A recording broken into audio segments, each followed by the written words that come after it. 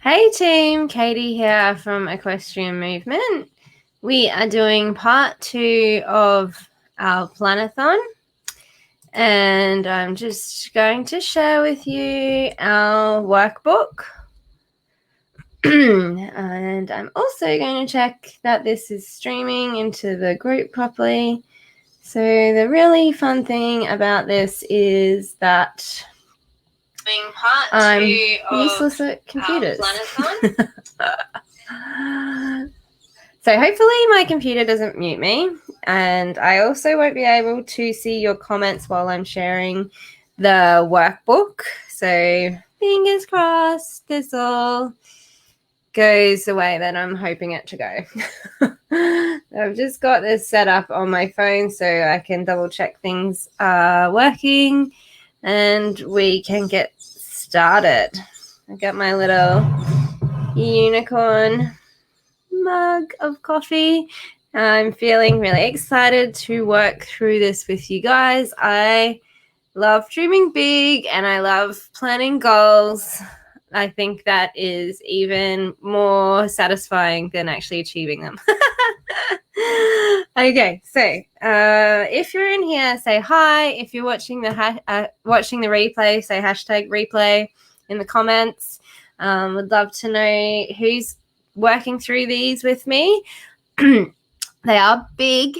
The first training was an hour, and I imagine this one will be about that long as well. So you might need to find yourself some time to sit down and work through these and listen to the trainings in the background. Grab some of, you might want a physical diary, you might want the calendar on your phone, you might want one of those big year view calendars. Obviously, we gave you our calendar to month by month view.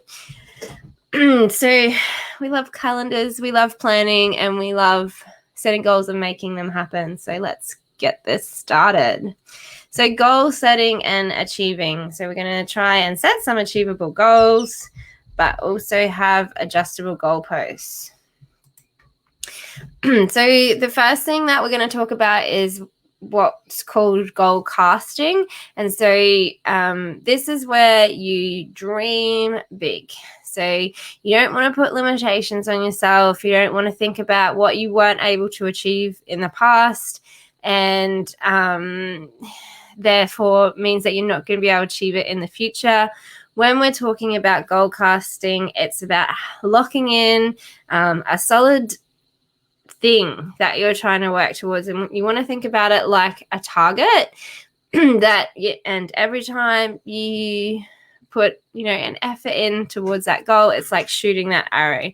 Maybe the first few times you try to shoot that arrow, it falls out of the bow and it doesn't land anywhere.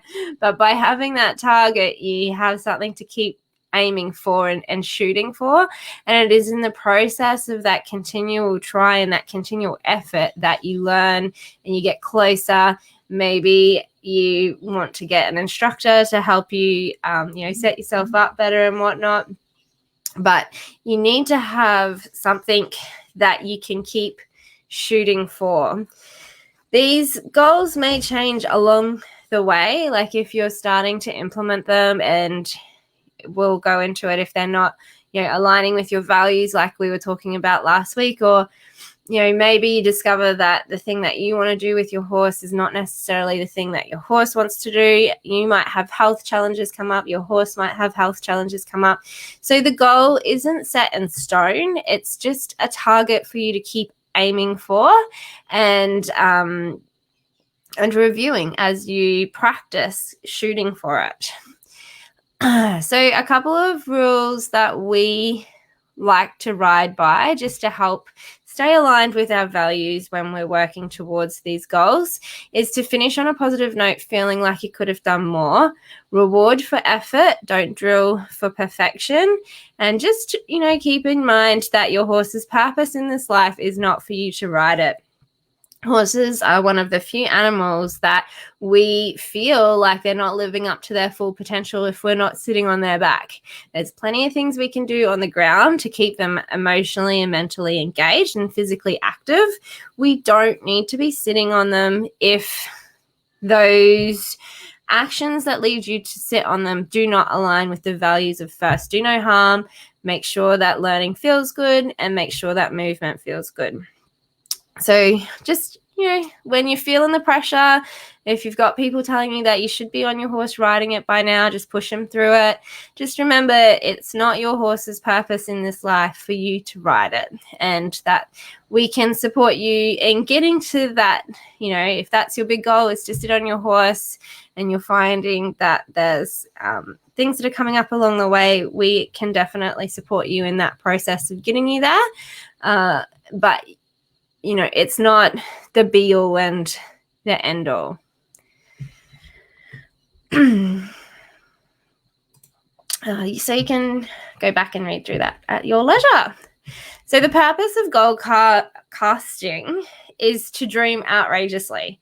So quite often we will set ourselves a goal and we'll go, well, I tried for this big goal previously and it didn't quite work out. So I'm going to set a more realistic goal so that I'm not disappointed or uncomfortable or maybe embarrassed that I didn't achieve this goal that I was aiming for. And so we start to put some limitations on what we are trying to achieve because we're protecting our ego because we have failed previously.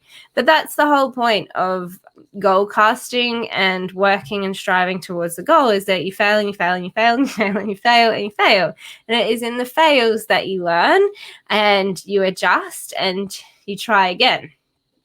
You learn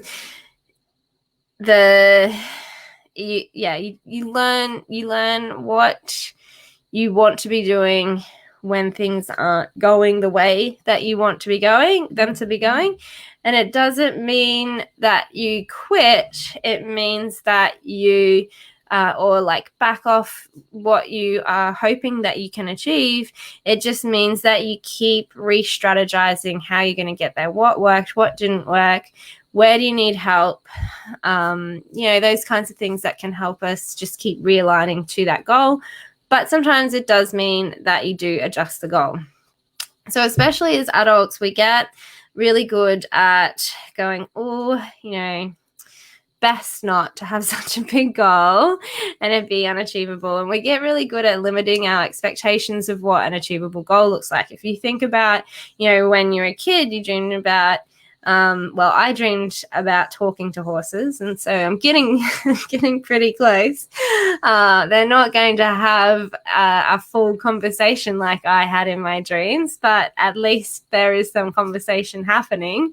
Maybe dreamed about being an air stewardess or going to the moon, or like when we were kids, we didn't put limitations on what we thought was possible. And as adults, we tend to rein ourselves in. And a lot of that has to do with protecting ourselves from feeling uncomfortable when we don't achieve it.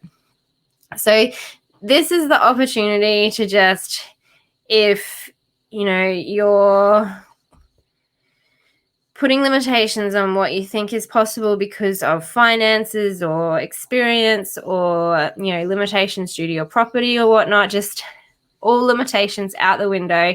If there was nothing holding you back from your goal, what would you do? So just think about what your big dream with your horse is.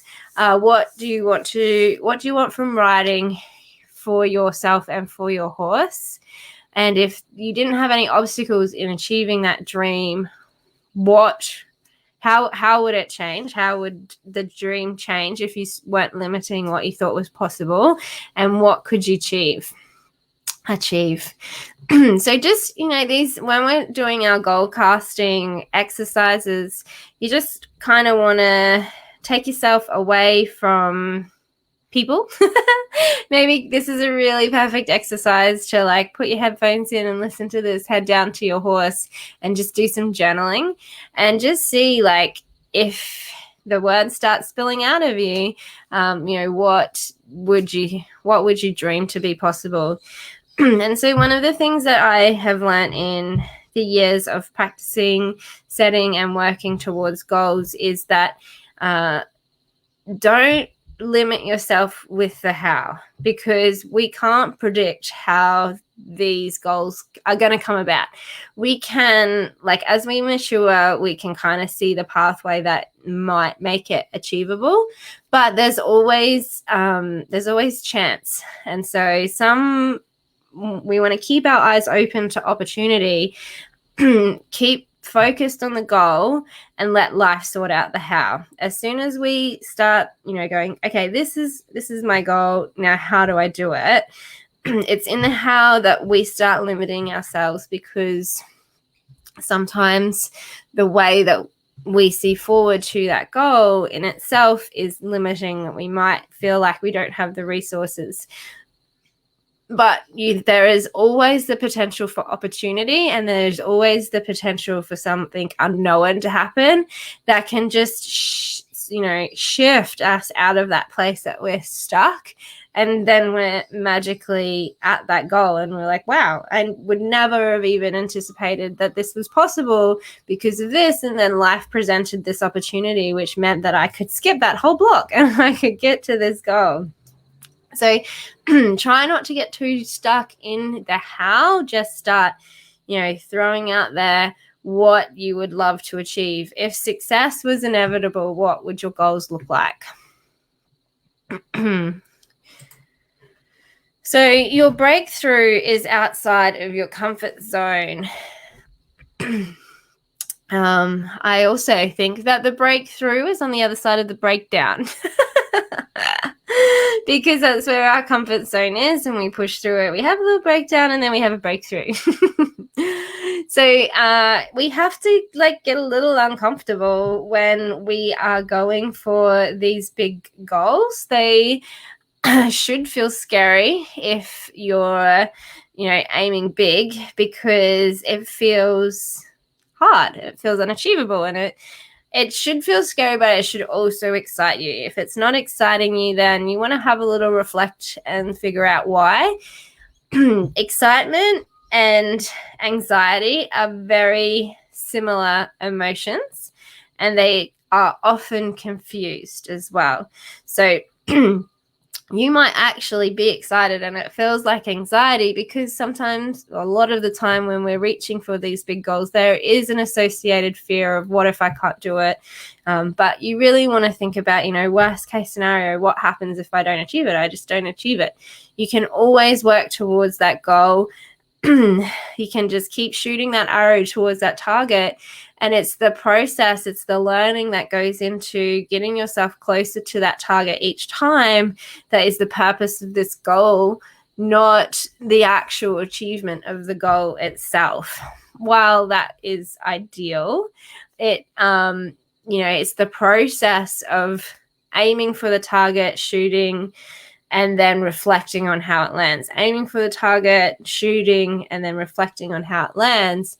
That is where we create room for personal growth. And that's also as long as our values are aligned with ensuring that we're doing the best for our horse, and we're creating a work environment that is also helping them.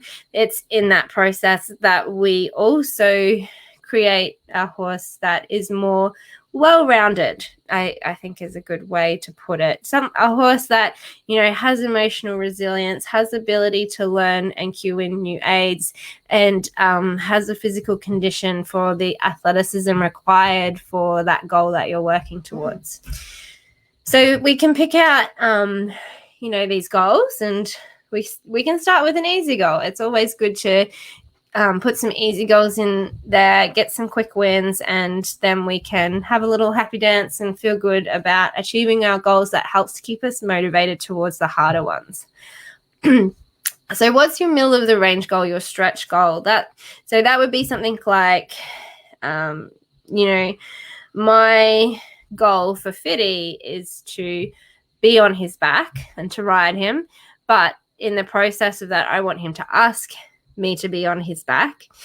So to me at the moment, that is a stretch goal because of the work I need to put into getting that communication clear enough that he can actually invite me onto his back. And I also have to convince him that he wants me on his back rather than forcing my way up there. So for me, like, that is my stretch goal. That is my big goal. But if I really break it down, that's not where I want to stop with him. And I actually need to sit down and figure this one out for myself, because once I am in the saddle, I don't really know what my goal with him is. So you can see what I'm saying here. Like, I've got that kind of middle of the range target, which will be pretty exciting to have a horse invite you into their saddle. But, where do I go from there? So it's having those big, scary goals that make you feel uncomfortable. Sometimes you might feel a little bit ill. So if you're, working towards competing at nationals, or even just at your first local competition, if you're working towards going camping with your horse and, trekking through some hairy trails, sometimes those goals, they can make you feel a little bit sick. And if you do, that's not a reason to take a step back. You're heading in the right track. You're pushing your comfort zone and you're stretching for those, bigger, scarier goals that they're the ones that are going to keep you motivated. The middle of the range goals, it's like, yeah, that would be nice, but it's those big, scary goals that go, yeah, this is what I want. And that's what keeps you motivated. So what you want to do from there, like, what don't you want anymore? So if you think about what you're doing with your horse, your relationship with your horse, working towards your goals with your horse, what is happening there that you don't want anymore? So an example for me would be when I was planning to get onto Fiddy's back, I didn't want him to hate me. So, we have to factor that into the conversation as well. So when you think about going down to be with your horse, does it fill you with joy or dread or something else? So if you want to think about, are you keen and excited and motivated to go spend time with your horse?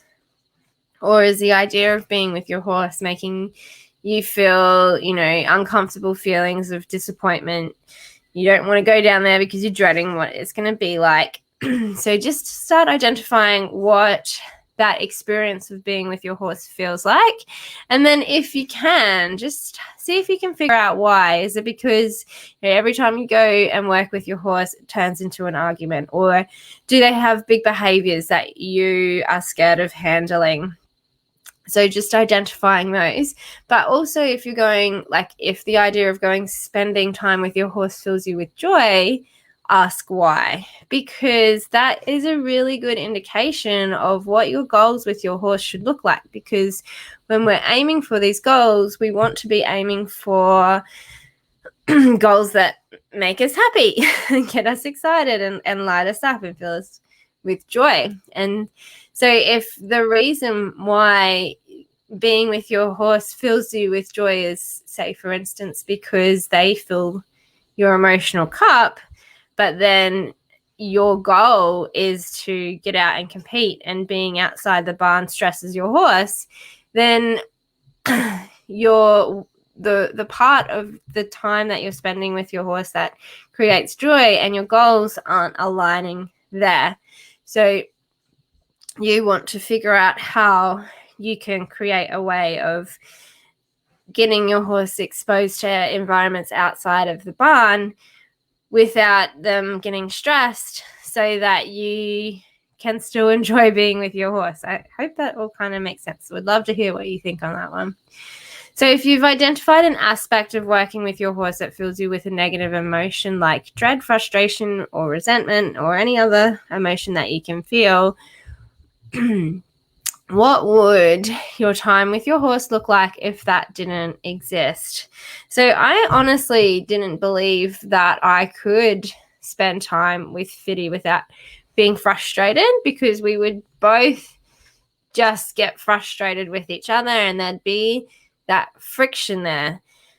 And so when I took that, I had to get some help.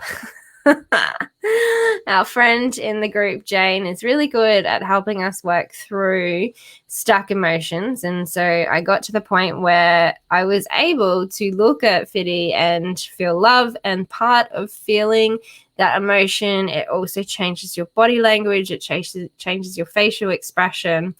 And as soon as my body and my face softened, because I wasn't heading down to the paddock feeling frustrated that I would have to have this friction with Fiddy, he started to soften. His face softened. His body language softened. And I was able to figure out that what was frustrating me was his frustration at not being able to understand what I was asking of him. And so he's just a little bit slower learning. So I needed to take a lot of the pressure off and be a little bit more patient, help him work through that frustration, focus more on him self-regulating that emotion and then being ready to try again rather than that actual goal. So we had to take out, that part that made me not want to go down and work with him and focus on that first, to eliminate that feeling that I got about working him, so that the goal that I do have actually lights me up with joy. So what could be possible with you and your horse? If I hadn't have spent that time dealing with our mutual frustrations with each other, there would just always be friction between each other when we went and worked. But now he gets excited when he gets the answer right. He can tell me if he needs me to back off and give him a break. He can tell me when he's ready for the next ask. And he's starting to enjoy the actual learning process. And while he's still testing, the testing isn't bullying and intimidation. It's just, trying out the opposite of what I'm asking of him. So what could your time together look like? So obviously, that makes the time that we spend together far more fulfilling. And, I can come away from that experience feeling more sense of satisfaction and reward that it actually went well, instead of me. Why do I have Fiddy? So motivation. Let's start with a deadline. When do you want to achieve this by? So again, your deadline is flexible the same way as your goal is flexible. We just pencil it in. But this is what also helps you keep on track. You want to know what you want to achieve and when by, to give yourself some structure. A dream is a goal with a deadline. And so when we're daydreaming, we put a date on when we're going to achieve that by, and it becomes a goal. So in that way, how are you being motivated towards achieving that goal? So we are always moving away from what we don't want towards what we do want. And you want to identify what is motivating you. Are you being motivated by the sense of achievement and fulfillment that may come from you being able to achieve a goal that you've been working towards? Or are you working towards it because you're moving away from something, like you want to prove someone wrong when they say that you can't achieve it? Identifying what that driving force is helps you stay aligned, because sometimes when we're moving away from something that's uncomfortable, we can lose that motivation and that drive if that is no longer an issue for us. So if we're, say we've set this goal because somebody told us we can't do it, that is a strong motivating factor. But what happens when you don't feel the need to prove them wrong anymore? Do you still want that goal? And at the same time, if this goal of proving somebody wrong, does that actually align with your values? Does that actually align with being supportive for your horse? Or does that just, make you feel better about yourself to prove somebody wrong when they say you can't do something. So identifying whether you're being I mean, you can have the same thing of being pulled towards a goal for a certain reason. It may be, that sense of satisfaction that you can do something that you didn't think that you would be able to do. Same thing, make sure that that process aligns with your values and is of benefit to your horse. But we want to just really identify, are you being driven away from a feeling that you don't want to have or towards a feeling that you do want to have? Just really sit with that and try and figure out what is motivating you. So why do you want to achieve this goal in particular? That's sort of what we were just talking about there. Are you trying to prove someone wrong, or are you trying to get out of a situation that you don't like? Are you trying to I think a lot of the people that have worked with us that have actually gone through the process of training trainability realize that their big goal is just to spend time with their horse, enjoying each other's company. So our goals, they're in pencil. We can rewrite them and we can shift them. And it's often working towards that goal of enjoying each other's company, and then where can we take it from there? Can I still achieve that big goal? Do I even still want that big goal? You might have had that big goal of competition and then realize that you actually don't want to go out and be judged and compete, but you do want that social aspect. So maybe you join a pony club or a club that goes trail riding, or find some friends to go camping with and that kind of thing. So understanding why you actually want that goal and ensuring that it aligns with your values helps you to stay motivated. Obviously, if you kind of got to the point where you were ready to start thinking about competing and you didn't enjoy riding your horse because you were having to drill them to get the movements right, and they were going arena sour, and then you were getting super stressed about people judging you, then you're going to lose motivation because it doesn't light you up anymore. So making sure you understand why you want to achieve that particular goal is important for keeping you motivated towards it. So on a scale of 1 to 10, how much does this goal fire you up?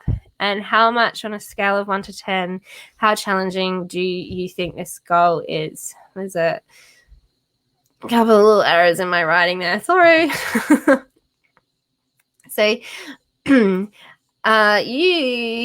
want to recognize how excited you get by achieving this goal. This is your motivation towards achieving it. And then also sometimes we like to have a difficult goal just to, have something hard to work towards. We want that challenge. So for me, I like to ride challenging horses because I find happy, emotionally balanced, mentally stable horses boring. They're beautiful, and I love working with them with my students who need something reliable. But for me, I want a project that needs support emotionally and mentally, and then to help physically. So that's kind of the challenges that I tend to pick, is more so the challenge of working a difficult horse to a place where they're mentally, physically, and emotionally balanced and can then look after a green rider or an intermediate rider or a beginner and hopefully set them up with a better life. But there's other things that can be your big challenges. Like if you're wanting to go out camping, your goal might be fairly challenging depending on where you want to be camping. Like, are you going to want to go through mountainous terrain? Are you going to want to be going through creeks and your horse is scared of water? Those kinds of things.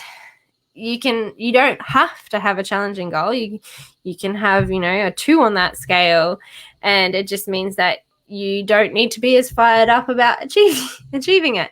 So it's just, figuring out where you are at, where your goal is at, and how keen you are to achieve it. So the really important thing is how Oh, no. Okay, we're going to skip ahead. You want to know how will you know when you have achieved your goal? A lot of the times my students will put a goal on themselves, achieve it, and be like, okay, like whatever, I did it, now what's next? For example, cantileads. Cantileads can be an extremely challenging time of balancing and straightening the horse and getting clear communication for that strike off. That can take, 3 to 6 months if we have to do some really intense conditioning work to ensure that they're getting straight and balanced to be able to pick both leads up. We'll get to that point where they can then pick those cantileads up both directions perfectly easily on cue, and they forget to celebrate the fact that they've put all of this hard work in to get this point, and they can now do it, and they're straight into what's next. So it's really important for us as horse riders to make sure that we know what it looks like when we achieve it, and to take the time to celebrate and see how far we've come. This is part of keeping us motivated. So how will you achieve them is the actual question there. Here you can put your conditions and values into those goals. So, for example, my goal is to ride Fitty. I could right today just go down, tack him up and hop on him. But my condition is that I want him on my back. No, I want him to invite me onto his back. And so that significantly changes the trajectory, the setup process of getting to that point. There's lots of intermediate conditions and tasks that I need to achieve to get to that point for my goal and my values to align. So what motivates you? What's the power that is driving? What is the power of your driving force coming from? Will play a big factor in how achievable your goal is. Understanding your motivating factor helps you keep your passion for your goals. Okay, so we have identified for ourselves how to keep our values aligned with our goals.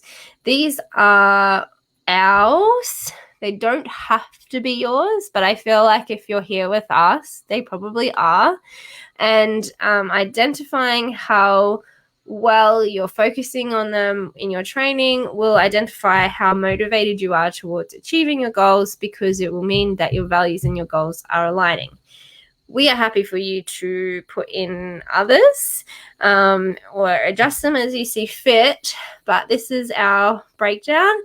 And it's the 7 C's because Sarah loves alliteration. Okay, I'm going to have a little coffee drink. So our 7 C's are connection, communication, consent, confidence from our horse, conditioning our horses, capability. So that's for you as a rider, how good is your seat and your aids and how fit are you? And consistency, what can you commit to? And the fun thing about our word here, consistency, was Pam jumping into the group yesterday and talking about how consistency looks for her, and that factor of reliability for her to continue to show up for her horse, because she can't use our other training skills with her horse having laminitis. So she's recognized how deep the relationship has gotten through Stella being able to rely on her because of how consistent she has been in supporting her in her health and getting her back on track. And so that, it really circles back around. These kind of all interlink with each other. Being reliable and consistent with your horse helps build confidence, consent, and connection. Being your capability as a rider helps to build your communication, your connection, your consent, your horse's confidence in you. How effective you are as a rider, your capability as a rider also is going to have an effect on your horse's conditioning. So they all will play into each other, and these are what we feel are really our core values in getting our horses to our goals. So give yourself a number between 1 and 7 for these. And yes, 7 is a random number, and you will see why soon with how successful you feel in these areas. So when we're looking at connection, how well does your horse maintain eye contact? Do they approach you in the paddock? Are you recognizing when they drop eye contact and you're taking the pressure off, or changing up your ask, or making sure that they're consenting? Does your horse follow you around? So this is really interesting. Also, we've had one of our other students jump in the group yesterday, Jo, and she's been working on connection for 2 years, and she finally feels like she's getting there with her horse. And so this is, she didn't come into joining us. Well, I'm sure she came to join us because she wanted a better relationship with her horse. But, her goal was riding goals. And in the process of identifying, life happens. Sometimes we are unable to have that consistency with our riding, means that we can focus on our connection. And it actually turns out that connection is one of our limiting factors that is working towards us getting that big goal. Communication. So can your horse communicate its needs to you? How good are you how well are you reading their body language, their facial expressions? Can they say yes or no to you? If we're talking about riding, we can feel in the contact and where they lean their body, if they're yesing or knowing our aids as well. So consent and communication, they do tend to go hand in hand, but you can have communication without consent. We do like to work with consent. So what tools are you using to communicate consent with your horse? Are you working with your horse for submission or permission? Can your horse say no, and you can listen and troubleshoot why? What does it look like when your horse is saying yes? Often it's giving you eye contact and touching the things that you want to use with them. If you want to know a little bit more about consent, just have a chat to us, because I know that that's a bit out there for some of our new members. Some of ours that have been with us for a while understand how we do that, though. So confidence, some questions to ask yourself about this is your horse's confidence. So we build confidence through curiosity and getting our horse to target the things that it's scared of, so that they feel empowered to investigate the things that they're scared of, and they become bold and investigative. We choose to do that rather than desensitization processes. We very rarely use desensitizing, except for if we're just asking our horse to stand up and still and practice relaxation. If we are using our, if they're hyperreactive to whips, saddles, bridles, rugs, that kind of thing. But always in the process of when we're desensitizing our horses, we focus on their ability to emotionally self-regulate and how well they can bring themselves back down and start breathing and start showing us those relaxation cues.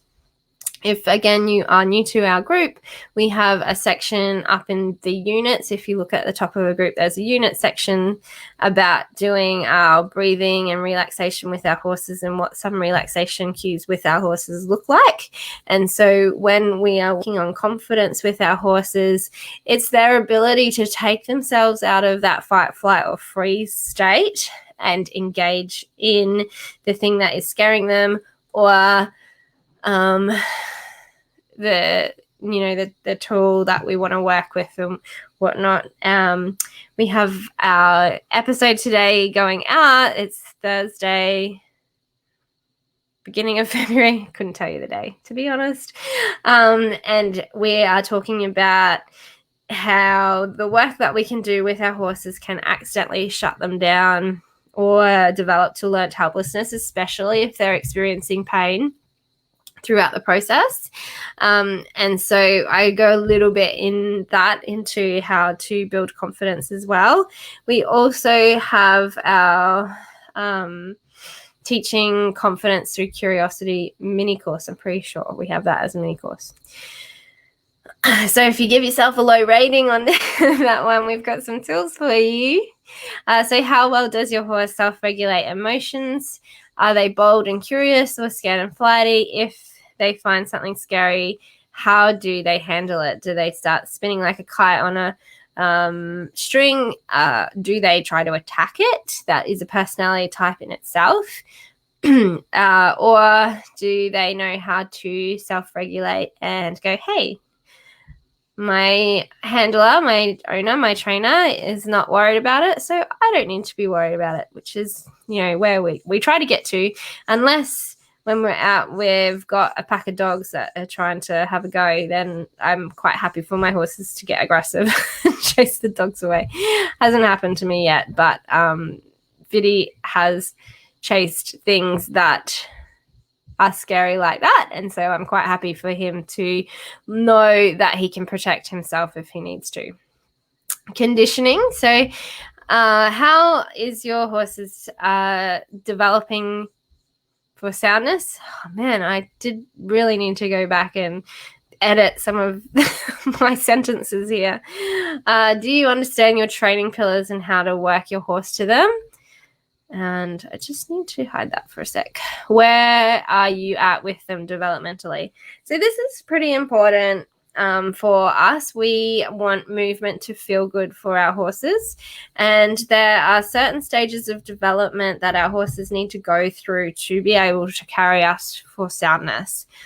We are placing our weight on their back, and gravity has its way and it makes their back sag. Our horses, I don't know if anybody's ever carried a backpack, but you will hold yourself well for a little while, and then you'll start to hold yourself not so well after periods of time. And ongoing, what we're doing when we're riding is we're creating an environmental stress, and the horse's body is adapting to that stress. So their body can either adapt well and improve their overall soundness, athleticism, and freedom of movement, or they can adapt poorly, where it limits the range of movement, the muscles and ligaments get tight, and long term we see structural changes of bone with degeneration from concussion and whatnot from using themselves poorly. So conditioning is definitely one of our big values at Equestrian Movement, and getting our horses in balanced self-carriage is really important for us, that they are carrying us and not just staying sound, but improving their overall athleticism and core posture, so that when we turn them out, they are maintaining that improved core posture even when we're not on their back.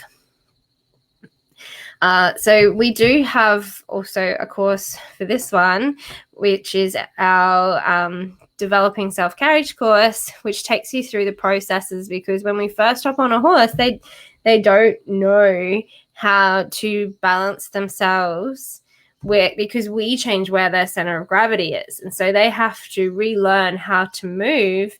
They have to learn how to move around the restrictions of the saddle and the bridle and the contact. Even if you're using a bitless bridle, they have to relearn where their center of gravity is to hold us. They need to engage their postural muscles so much more to be able to carry us, so that their body isn't sagging away from us. And it doesn't start with just popping them into contact. We have to develop forward power, engagement, thoroughness, relaxation and swing, seeking the contact. And then when we have those pillars established, then we can start picking them up into self-carriage and asking them to hold themselves together for extended periods of time. And then this is where we get our athleticism from, their ability to move freely, that maneuverability. If we ride them, flat, strung out, hollow, we lose that athleticism. Long term, we build structural unsoundness. Their back gets tight. They will buck. They potentially will rear, especially if you start trying to pull their head down without working them through to contact correctly. So there's lots of ways that we can really impede our horses' soundness and just overall happiness with life by how we ride them. So conditioning is a huge value. Conditioning appropriately for soundness to carry us is a huge value for us at Equestrian Movement. So this is why we have 7. So capability, how is your strength and fitness in the saddle? How balanced are you independent of the horse? How clearly are you able to communicate with your horse? How confident are you on your horse? These I find are big limiting factors, especially for my more mature students. The kids, they still adapt quick. It's like when we talk about, kids bounce and then we get old and we don't bounce so well anymore. The kids adapt quickly and find their center of gravity. I think it also helps that they're shorter, so they don't have as much body to try and coordinate. Generally, teenagers do lose some coordination when they start having growth spurts and get gangly and whatnot, but definitely like from about 7, they typically have the biggest kind of growth curve in their ability to adapt without being too self-limiting. But with mature adults, we might be sitting behind a desk all day. We might be driving cars everywhere. That fitness level that is required to actually sit well in the saddle is quite high.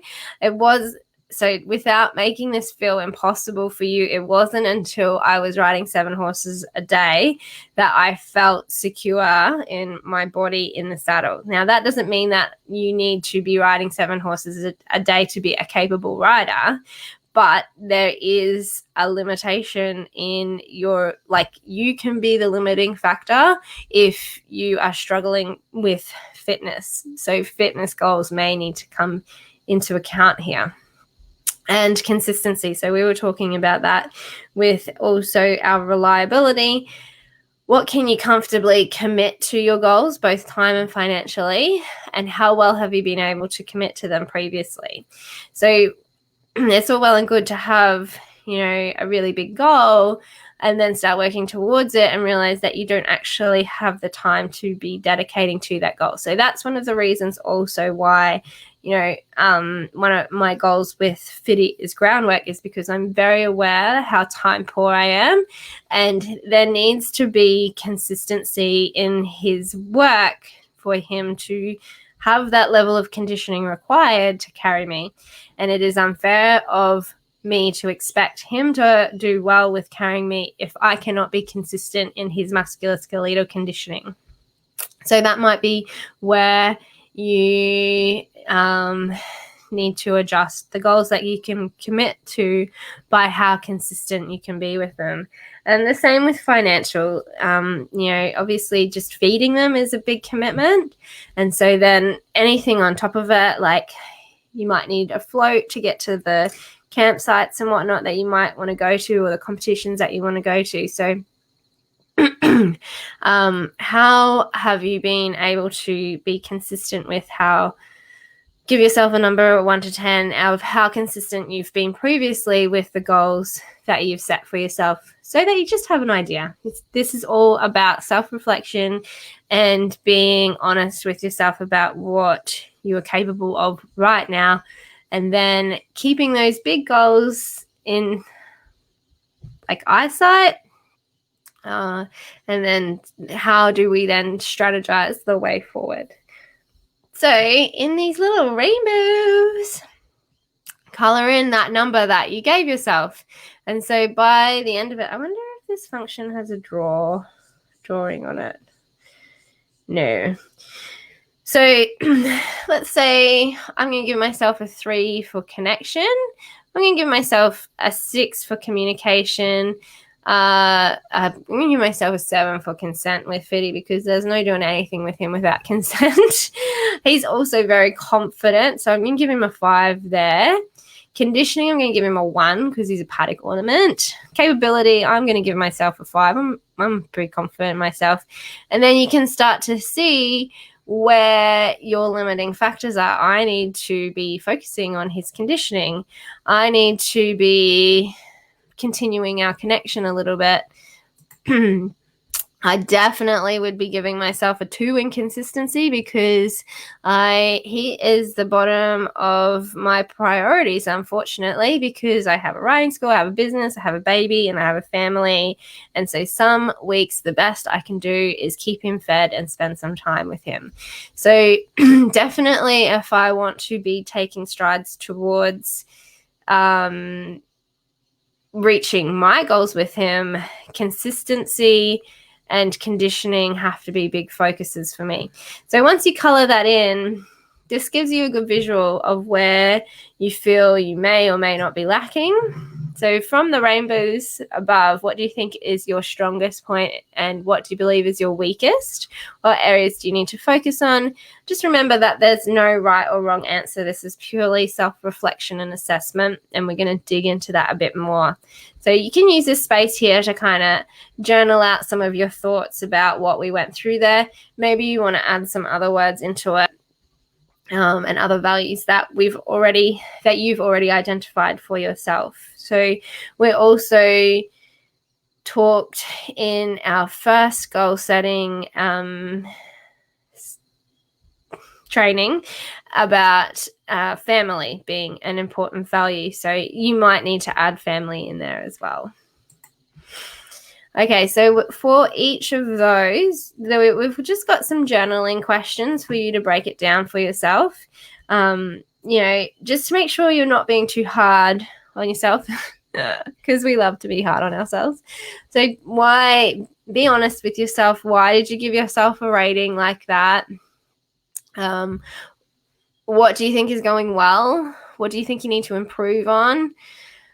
Has the rating that you've given yourself today, is that what it's always like? So for example, giving myself a 2 for consistency and conditioning is not what it's always been like. Before I had Finn, I would have given myself more of a 5 or 6 with being able to show up consistently and have the horses well conditioned. Do you think it's improved or it's gotten worse? So an example of that is that before Finn, I probably would have given our connection and our communication maybe a 1 or a 2 because I was focused on the riding and the conditioning side of it and not so much on the connection and communication side of it. So these numbers, they can fluctuate with where our focuses lie, and it just helps us keep that more well-rounded approach to our training. So what has worked and what hasn't worked before. So if you've tried this before, if you've shot that arrow before and it's flopped, why did it flop? Or if you shot that arrow before and you've, got close to your target, why did you get close to your target? What challenges come up along the way? And if you are experiencing challenges, where can you go to seek help and support? Our Facebook group. How will you know when you've got it? And as we talked about, that's really important to be able to recognize when you've got it and be happy with yourself and do a little happy dance, celebrate, have a chamomile tea with your horse. I don't know, what do we do when we celebrate? Have a glass of wine, chocolate cake, just give yourself a little kudos for the work and the effort that you put in, because none of this comes easy.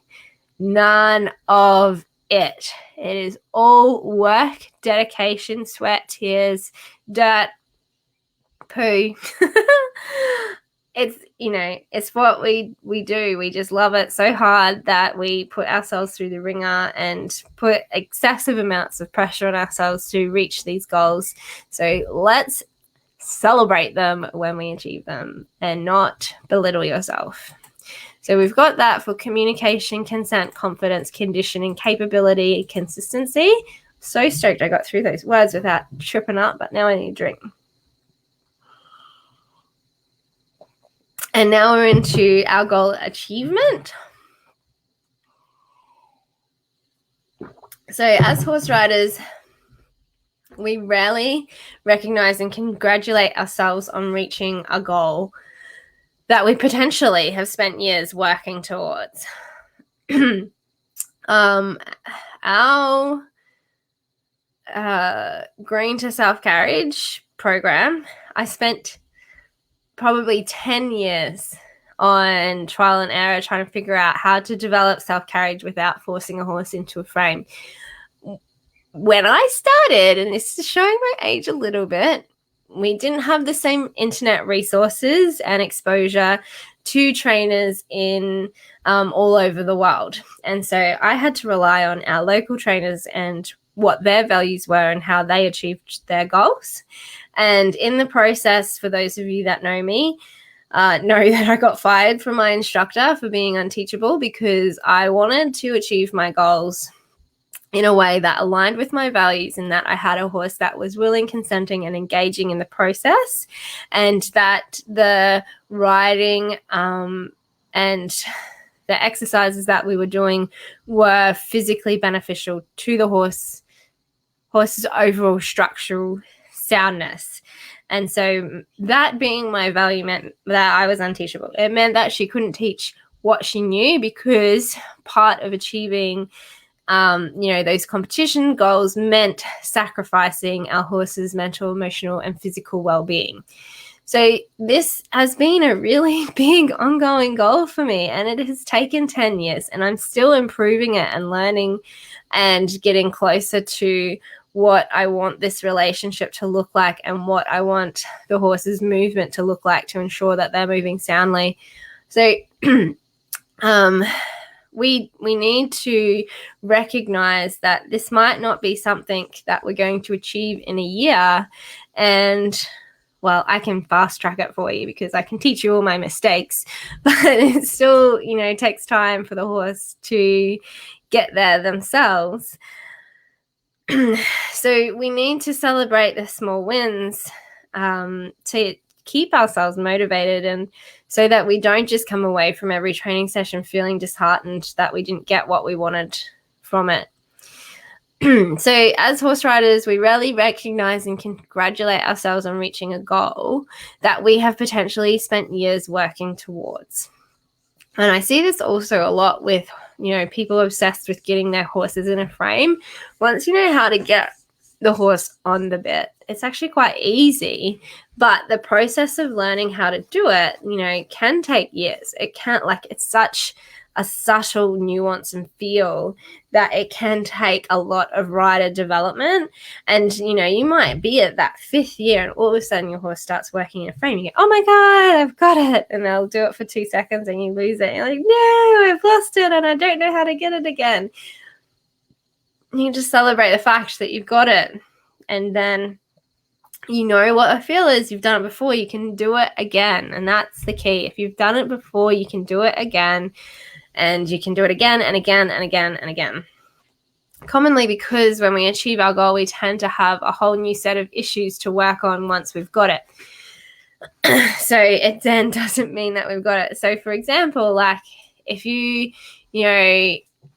horse develops the suppleness to now be able to put itself on the bit, but in the process of going, oh, I need to keep my horse on the bit, you might lose forwardness. Their shoulder might drop out. They'll disengage their hind legs. It's an actual process of making sure that both hind legs are stepping through from behind. So you need to be able to feel their hind legs. It's a process of making sure that they're bending around your leg instead of falling out through the shoulder. You need to be able to feel the shoulders and the connection of the shoulders. So normally we'll find that goal or we'll hit that goal, we'll get that target, but then in the process of getting that target, we'll unravel a bunch of new things that we find that we need to work on instead. And so rather than congratulating ourselves on achieving that goal, we'll go, well, I got that, but now I've got all of these other problems that I need to deal with. And again, I can help you with that process because I've been there again. And when we talked in the beginning about failing and failing and failing and failing and failing, I got, how old am I now? I've probably got about 28 years of failing to help you guys out with. And I continue to fail every day. What have you been failing at lately? I'd love to hear. So it could be, we need to be comfortable with creating tangible goals that we can reward ourselves with. So that's where, where we do the goal casting, at least we've got something that we can look at and say, this is what I'm working towards. And then we can reflect on the process getting there and how we're improving and how we're getting to that goal. And that reflection is part of the process and part of enjoying the training. So it could be as simple as getting canter leads both ways, which, as I said previously, isn't necessarily that easy, but it's something that is achievable within a 6-month period. Or it could be as difficult as jumping, over a meter, which actually requires quite a lot of conditioning from your horse and probably would take closer to the 2-year mark as long as they are staying sound. So rewarding yourself for the wins means that you can be more grateful towards your horse. And, that's really the thing, right? Is that, yes, we want to have these goals to work towards, but if we are just goal orientated, it becomes very ego driven and we can sacrifice our horse's well-being for that goal. In rewarding ourselves for our wins, it allows us to be grateful for the effort that our horse is putting in for us and to be grateful towards our horse. So what does it look like when you achieve this goal? Who do you have to be? And so this is an interesting one. I always find this question hard, is what is the type, who do I have to be to achieve this goal? So you want to look at your role models, your mentors, the people that you look up to, and what kinds of things do you think that they've learned in the process that's created the person that they are today to be able to do the work that you want to do.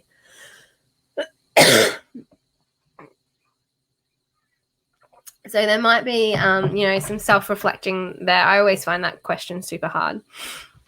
What does your horse now know? So what are those limiting gaps that they have now towards what they would have once you achieve that goal? And what effect has that had on your relationship and connection with your horse? And you want to think about that as positive or negative. Like, has the work that you've been doing towards your goal will it improve the relationship and the connection with your horse, or will it create disconnect with your horse? So that's something to be very keenly aware of as you're working with them. That's where you really want to reconsider adjusting goalposts, adjusting timelines, and adjusting, your overall goal instead. Once you do achieve this goal, what is now possible? So, for example, if I talk about my medium goal of getting on Fiddy's back, what is now possible is anything that I want to do under saddle. But the level of communication that gets him to say, I want you to ride me, that is, who knows what what possibilities come from that, right? So thinking about, the values that align with your goal, that is where the challenges are. That is what expands on what is now possible. So let's schedule that goal. Have your goals changed? Let me know. If we've gone through that process and you've gone, you know what, I have a bigger goal, I have a scarier goal, I have a more challenging goal, or you know what, the goal that I had didn't align with my values, so I need a new goal. Let me know. Put your goal in, put your date in, make sure it's a realistic date. So like we've spoken about before, if we're introducing a new exercise with our horse, it takes 6 to 8 weeks for coordination. So that's the brain wiring to the muscles. So that's the nerves talking to the muscles about moving. So that is how long it takes to just start to develop balance within that movement. So let's make the idea of what we're talking about super easy. Let's make it a canter transition. So from the day you start doing canter transitions with your horse, let's say they're green broke, it's not a horse that's been doing cantering with someone else. Heck, let's make it a horse that isn't picking up the right canter lead. So then that way, like the horse has been cantering before, but we have a problem that we need to solve. So let's say this horse doesn't pick up the right canter lead. From the day that we start working on developing that right canter lead, it will take 6 to 8 weeks to start coordinating the action. It will take 3 to 4 months for muscle tone. And what I tend to find at that 4 to 5 month mark, they look worse because the muscles are tight from being new to working, and they don't tend to bulk until that 6 month period. You don't tend to see those physical improvements to that 6 month period as long as we don't have underlying soundness issues, because whenever we try to correct our horse's movement, if they have injuries that they've been compensating for, it always takes longer to do this work. So let's say this horse doesn't have any underlying injuries, unicorn horse. And then it's going to take 6 to 12 months for that to become part of their conformation. So what part of their conformation means is that, you know, you've done the work to get the right canter lead. Now every time you ride them, they easily and smoothly pick up that right canter lead.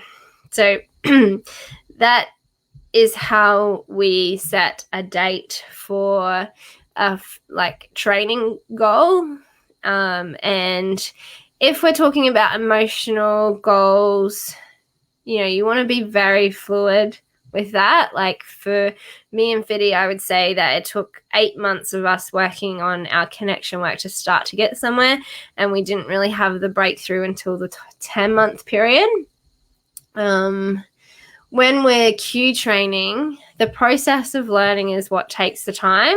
Once they understand how to learn, then the cues should be trainable within, 3 to 5 lessons. Lots of horses will be in the first couple of hours of the first lesson that you do with them, but 3 to 5 lessons. And so if you're introducing something new and it's taking you months for your horse to actually understand what you're trying to tell them, you need to review your training technique in communicating cues and training in cues. That's basically everything that we do in training trainability, is how do you teach your horse to learn. So if you've got a goal of them learning a new trick that doesn't require any real condition musculoskeletally, they understand how to learn, they emotionally self-regulate, they deal with pressure well, they understand how to find the release of pressure, they understand how to find answers, and they understand how to coordinate a behavior to the cue that you're giving them, then that shouldn't really take more than 5 training sessions. But you can see all of those processes, those subtle nuances that are required to get to that point to then cue the trick in. Like that is, the hidden stuff. That's the stuff you don't know that makes that time frame blow out. And so this is, one of the horses that I've been working with, is that I've recently figured out when I've started doing groundwork with him, is that he doesn't actually understand how to seek the release of pressure.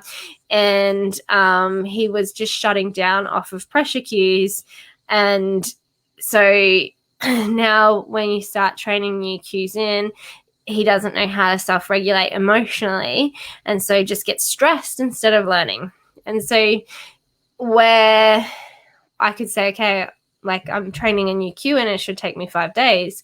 Well, actually, I need to go back through that trainability process and get him to the point where he understands how to find the answers to my ask and self-regulate emotionally. He's a people pleaser, and they always overthink things and get their knickers in a twist when you're trying to teach them something new.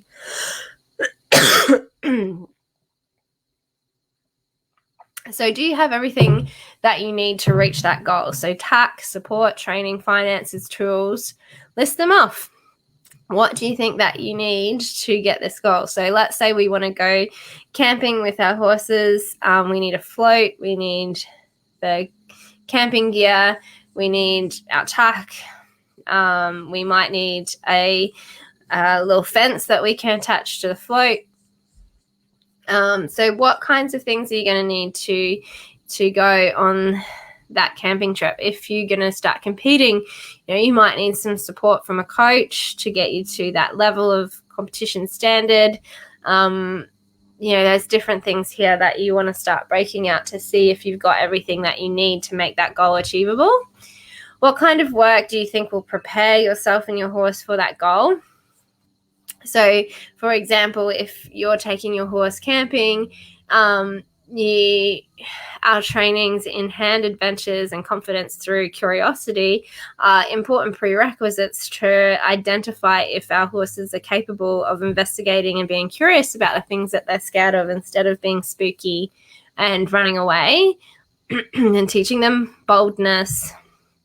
Some of our horses need to be taught boldness. Some of our horses are bold and we need to rein them in.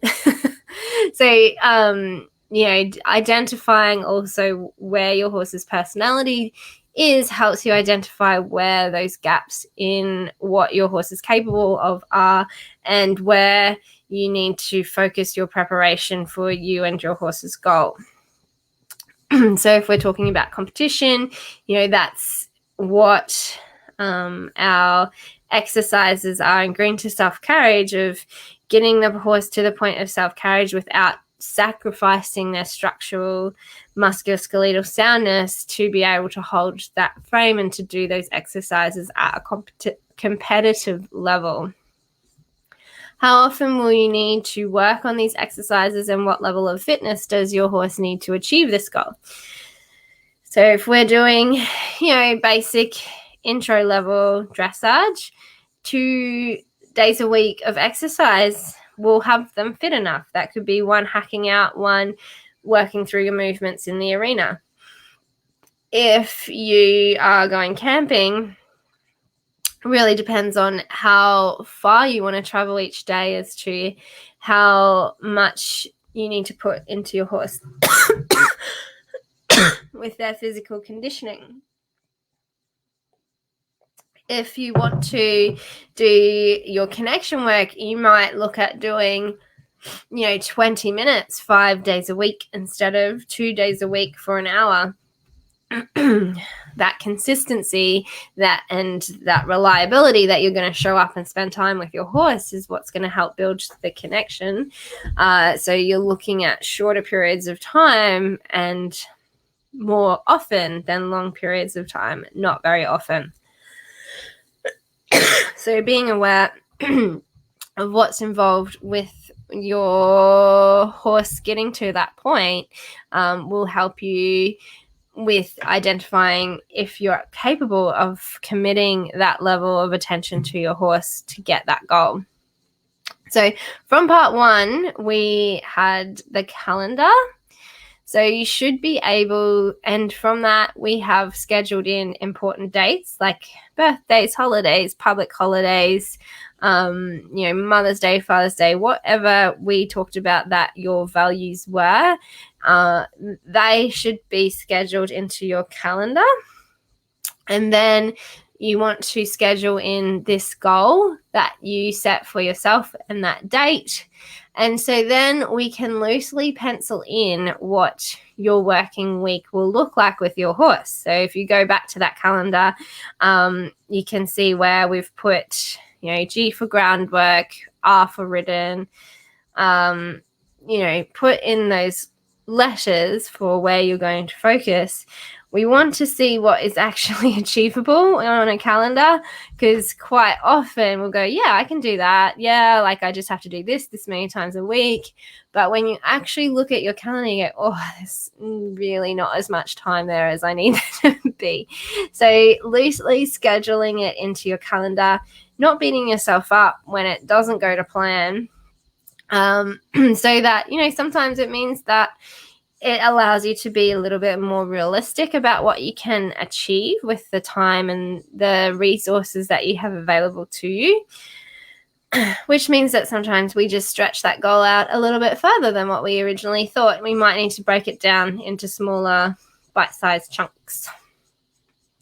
So we've plotted our goal and we're 4 months in. And so I know that it feels better to break our 12-month plan down into 3 months, but 4 months is really more achievable for self-reflection because we're giving our horses that time that we talked about to condition to the exercises that we are riding. And this is a more realistic timeline for conditioning their body. So how do you know if you've achieved your goal? So you don't know what you don't know. So while you've been, shooting those arrows to the target, what things have come up for you that you didn't actually know that you needed to know? So what have you learned about yourself and your horse, and how does that reflect on your goals, and do you need to adjust your goalposts? Maybe you made them too hard. Maybe you wanted to cue a trick in and you didn't realize how good your horse has gotten at learning, and it actually took you 5 days instead of 4 months. Like, that, isn't that just the perfect world? But maybe you also made it too hard. Maybe, you wanted to get that canter lead and you've recognized that your horse actually needs significantly more body work because there is an underlying physical condition which is limiting its ability to pick up that right canter lead. So maybe you need to, push that goal back out to that 8-month period. And then again, you might need to push it again to 12-month period, depending on how much their body is affected by that. So how has your horse changed? Is it better or worse? So as we were talking about, have a look at their body. What are the physical changes and what are the behavioral changes? You want to factor in if the work that you're doing is of benefit to them. So it can be good also to take photos. So, take a photo when you first start this reflection, or even some video, and then take some photo and video again. Quite often we're doing a lot better than we think we are because it feels the same. We can't see how much better our horse is traveling because we're riding them day in, day out, and they just feel like our horse, and we can't see that they are doing significantly better. At the same time, sometimes we can't see that they, maybe they keep pulling up lame because of a certain way that we're riding or doing things. So what gaps have you found in you and your horse's knowledge? We love finding gaps. It's our most favorite thing. See how far you can go, get stuck, come back, start again. Every time we come back to the bottom of our training scale and we work through it again, we will find a deeper understanding of that exercise. The first time that you learn to ask a horse to halt, it's 2 reins being pulled. Ask your horse to stop. But if we accept that that is the quality of a halt for the rest of our training careers, we won't improve. And so we come back and we learn that you can ask your horse to halt just by breathing out. We come back and we learn that we want our horses to stay engaged into contact into halt. We come back and we learn how to keep them sitting into their haunches to come into that halt so that they're prepared for the next trot transition. So every time we kind of hit that roadblock and we don't feel like we are going forwards, come right back to the beginning and figure out where you've got gaps in your knowledge and your horse's knowledge. And honestly, if you think that the gaps are in your knowledge, you just need to be in green to self-carriage, because I've identified all the gaps that are going to come up for you and your horse. And then you don't have to spend, the next 10 years trying to figure them out like I had to. You can just go, thanks, Katie, for doing all the work for me. What worked well, what didn't work well, and why. And then what we want to do is review your calendar. So that's the first one that we got from the Planathon. Do you need to adjust your goals? And then we go through and we rewrite this 4-month plan. How have your goals and perspective changed?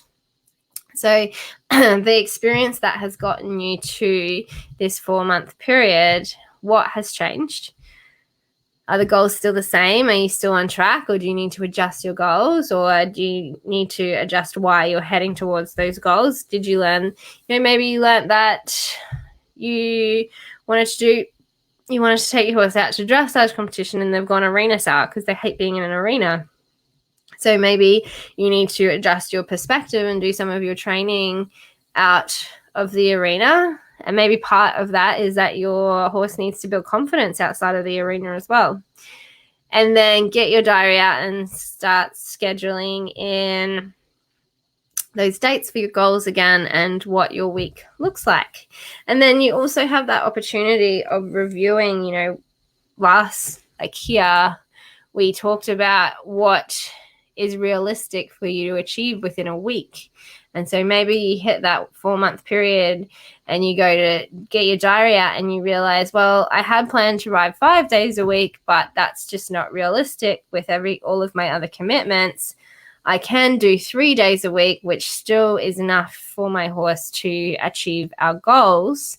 And it means that I can show up for my horse and be less stressed about not doing as much or as well as I had expected of myself. So being comfortable with adjusting your expectations of yourself, your expectations of your horse, your goals, your timelines, all of those are flexible.